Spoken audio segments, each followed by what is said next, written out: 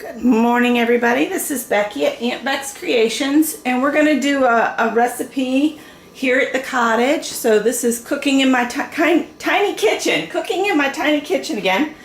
And in my small pan, I have about a tablespoon of butter melted. And I just do that so that whatever fruit I use does not melt, does not stick down.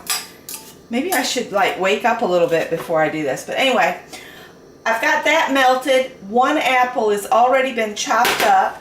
And what I do is I go ahead and turn this on between medium and low while I cut up the rest of the apple. And I just cut them with their peel on. And I usually don't even worry about if the hard part of the seed area is still in there because it all softens up. And I just cut them into little pieces like that. I cut my apple up for pies the same way.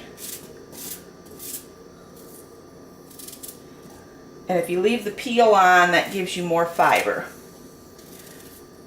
And since this is a recipe for loaded oatmeal,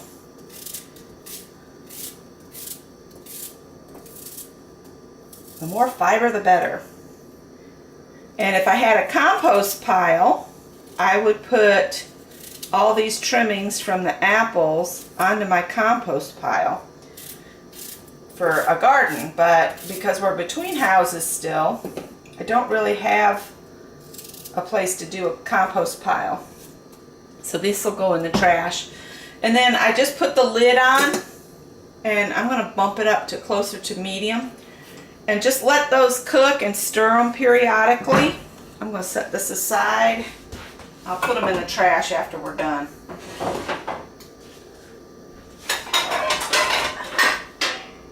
And I just washed this pan.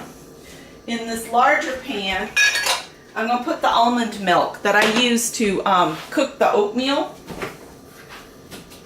We just bought this one. I always shake it because even the fats from the almond milk settle just like fats in milk. So it says do not freeze and use within 7 days. We usually have oatmeal every morning. So I'm just gonna, and I just use whatever almond milk I can get the best price on. Sorry, brands.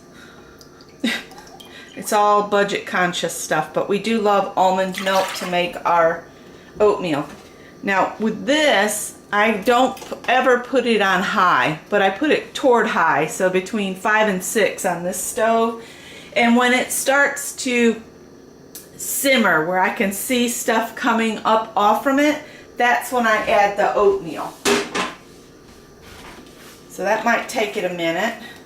And I'm doing this in real time so you can see that it really doesn't take a lot of time to make a breakfast of hot cereal for your kids. It doesn't take that much time.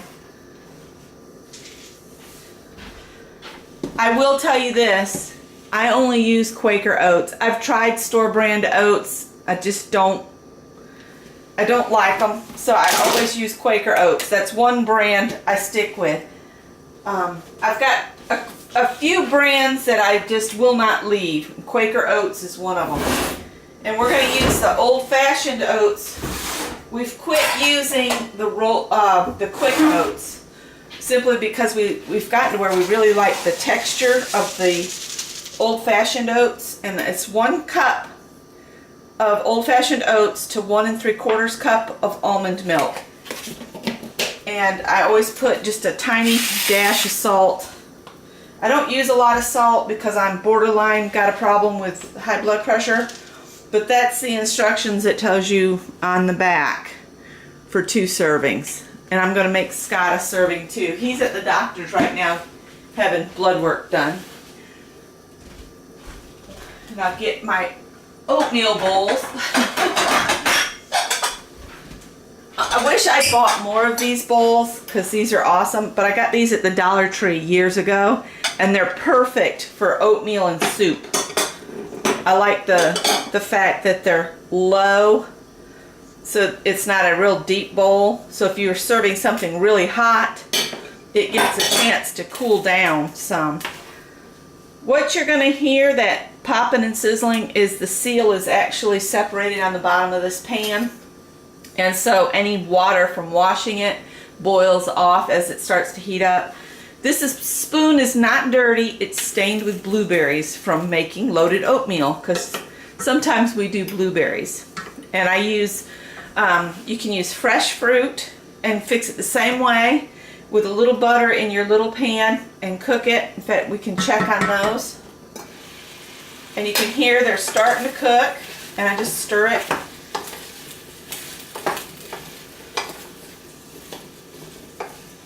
And they're starting to soften. Just give them a stir every once in a while. When those get soft, I just sprinkle in some cinnamon. I just sprinkle a good portion of cinnamon in there. And I stir this just to break the tension on the surface of the milk so that it will heat up quicker. Surface tension holds the boil off. So if you break it by stirring it, it'll come to the temperature you want quicker. Might turn it up to a 6, so it's almost at high but not quite. I don't want to burn it.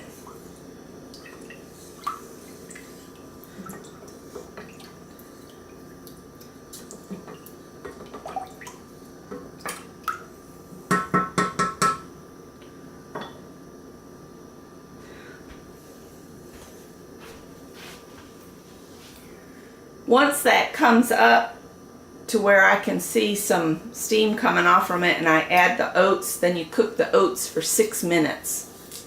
That's per the package instructions as well. And by the time the oats are done, excuse me, the apples will be real soft like applesauce.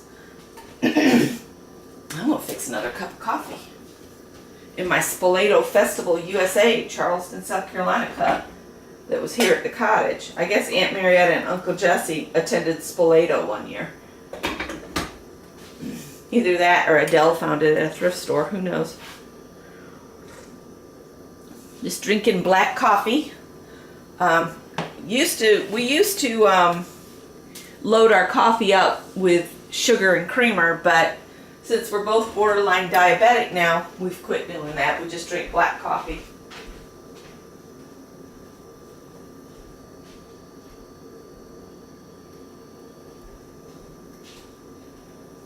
Scott's alarm's going off in the other room.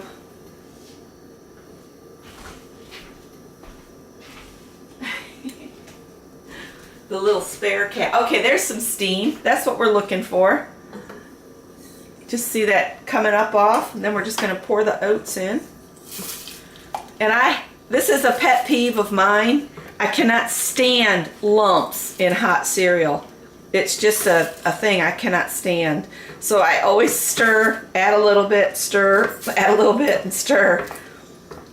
I especially hate it in grits. Like if you get grits and they've got great big hunks, that's from somebody coming up with a cup like this to their water and just going and dumping it in and then not stirring it. And I cannot, I don't know. Cream of wheat, wheatina, grits, anything like that. If it's got lumps in it, I won't eat it. It's just, it grosses me out. I pick the lumps out. It's just, ugh. Alright, so we'll set the timer for 6 minutes. I'm going to turn this down just a little bit to more of a medium temperature and just let it cook. And while that cooks, move my coffee over so I can get in here. I'm just going to shake my cinnamon in. I do not measure it. I just shake it till I get a couple teaspoons in there. I think about a teaspoon for each of us, or maybe a half a teaspoon. There you go. So about that much cinnamon goes in there. And then I'm going to stir that in. And by the time that cereal's done, these will be all soft and mushy and yummy.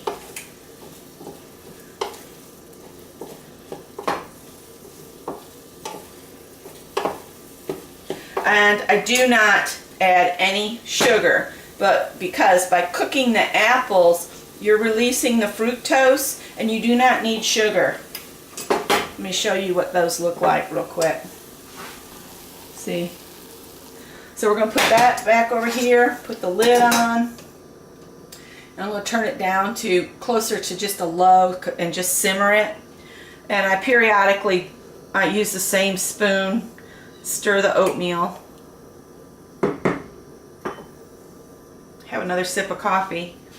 We've got 4 minutes left on the timer. And like I said, I'm doing this in real time.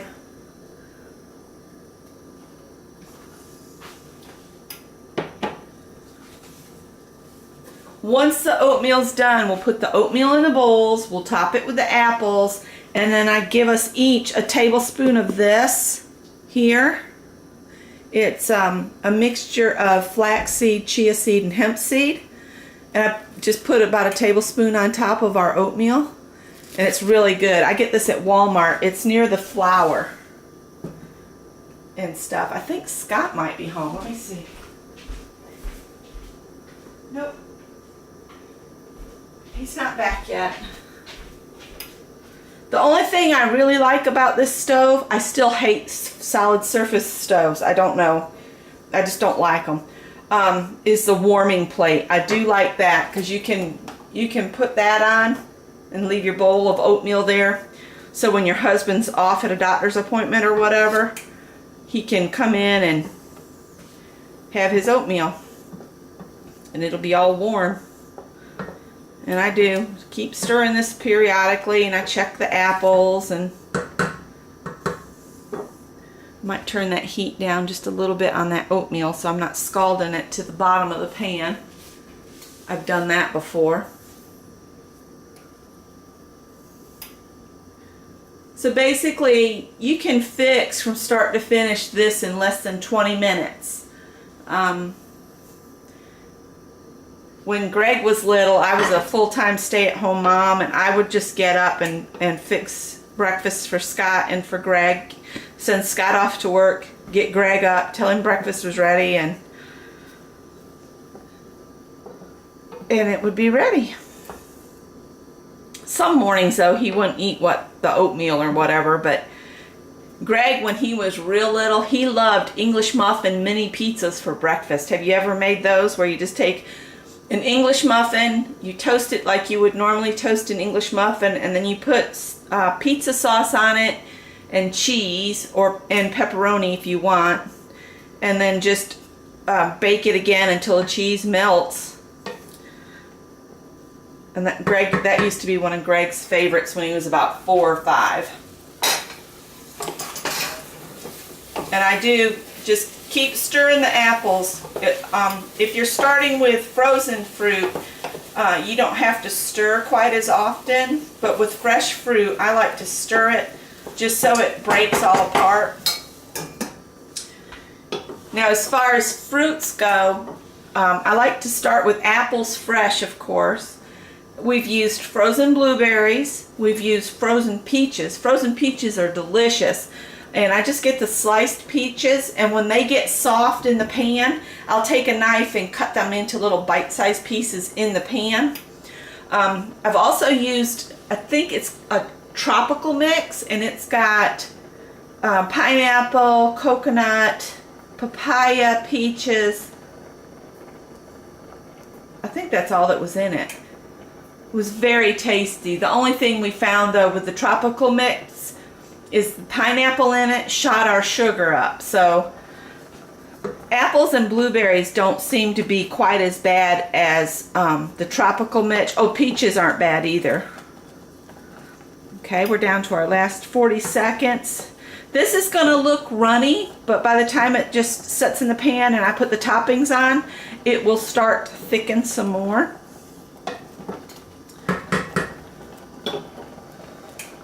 So I'm going to move my coffee out the way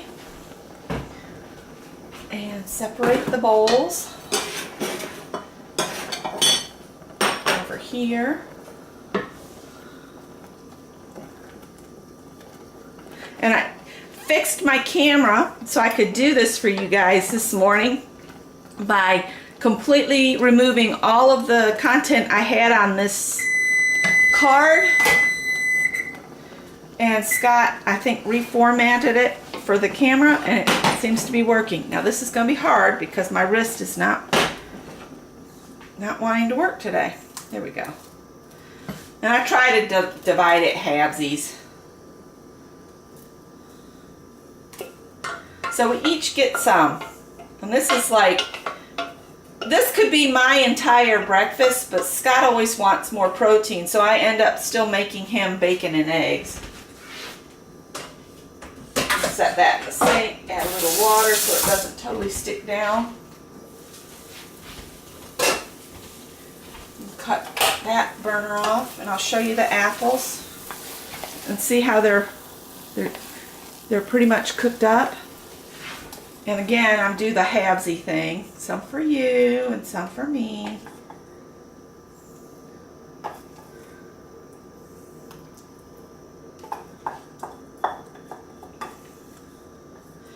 And I try to get all the goodness, all that cinnamon goodness out of the pan. All right.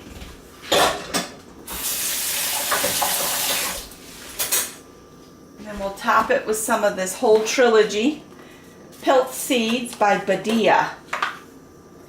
I really love this mix. We've also used plain flax seeds. So I take about a silverware tablespoon and just sprinkle it over the top of each one. And you can add more, but seeds give you a protein. Like, let's see, in 2 tablespoons of this seed, you get 5 grams of protein. And that's how I make loaded oatmeal. Show you all the loaded oatmeal.